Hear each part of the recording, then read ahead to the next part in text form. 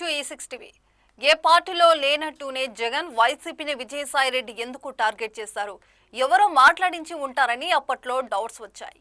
అందులో నిజమెంత? సాయిరెడ్డి ఫైర్ వెనుక flavour politics జరుగుతున్నాయా? బీజేపీలో చేరి తిరిగి అదే సీట్లో రాజ్యసభకు వెళ్తారా? సాయిరెడ్డి బీజేపీలో చేరతానడంలో నిజమెంత?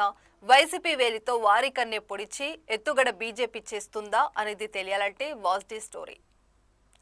వైసీపీలో అధికారికంగా ఎలాంటి నంబర్స్ లేకున్నా నంబర్ 2 అని చెప్పుకునే విజయసాయిరెడ్డి ఆ పార్టీకి రాజీనామా చేసి వెళ్లిపోయారు.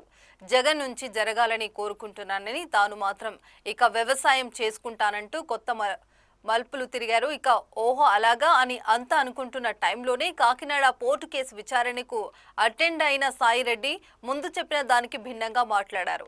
ప్రస్తుతానికి తాను ఏ పార్టీలో లేనంటూనే జగన్ సహా వైసీపీ కీలక నేతలందరినీ టార్గెట్ చేస్తూ తాను చేయాల్సిన ఆరోపణలు చేసేశారు.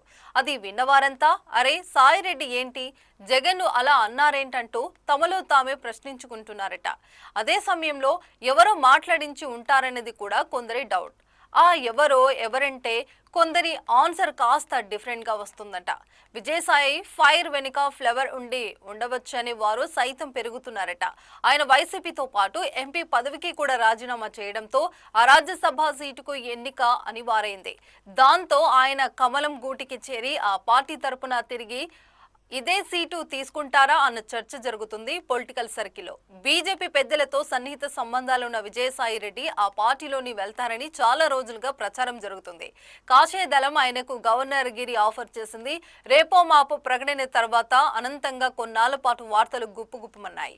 కానీ ఇంతవరకు అలాంటి ప్రాతిపాద్యమే బయటకు రాలేదు. ఈ పరిస్థితిలో సాయిరెడ్డి ఖాళీ చేసిన రాజ్యసభ సీటు భర్తీకి త్వరలో నోటిఫికేషన్ రాబోతుంది. కూటమి పొత్తులో భాగంగా ఆ సీటు బీజేపీకి వెళ్లే అవకాశం ఉండడంతో ఆ పార్టీకి సంబంధించిన అనేక పేర్లు ప్రచారంలోకి వచ్చాయి.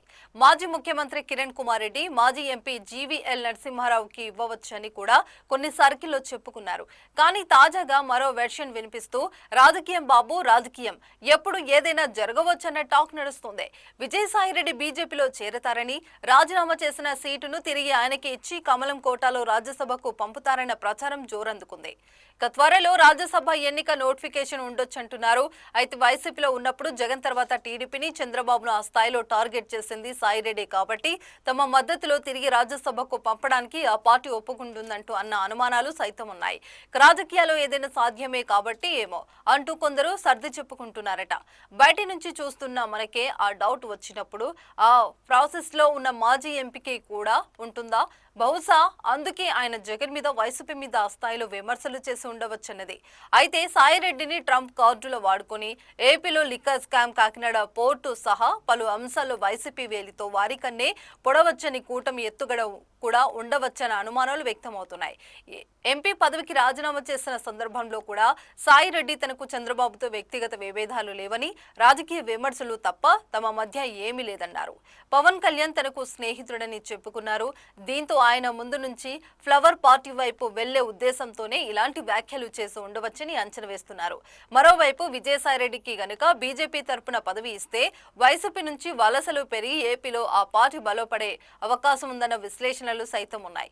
మొదటి నుంచి ఉత్తరాంధ్రపై కన్నేసిన బీజేపీ అక్కడ తమ పార్టీ బలోపేతానికి చాలా లెక్కలు వేసింది. కానీ వర్కౌట్ అవ్వకపోవడంతో అక్కడ రాజకీయాలపై పట్టున్న సాయిరెడ్డికి రంగంలోకి దించాలని భావిస్తుండవచ్చన్న మాటలు కూడా వినిపిస్తున్నాయి. సాయిరెడ్డి బీజేపీలో చేరడం ఇక లాంఛనమేనన్న అంచనాలు పెరుగుతున్న టైంలో ఆయనపై నుంచి మాత్రం ఎలాంటి రియాక్షన్ రావడం లేదు. కానీ ఉరుములేని పిడుగుల ఏదో ఒక్క రోజు ఒక వార్త బయటికి వస్తుందని మాత్రం అనుకుంటున్నారు. మరిన్ని ఇంట్రెస్టింగ్ వీడియోస్ కోసం చూస్తూనే ఉండండి E6 టీవీ. అలాగే మా ఛానల్ని సబ్స్క్రైబ్ చేసుకోండి. E6 TV.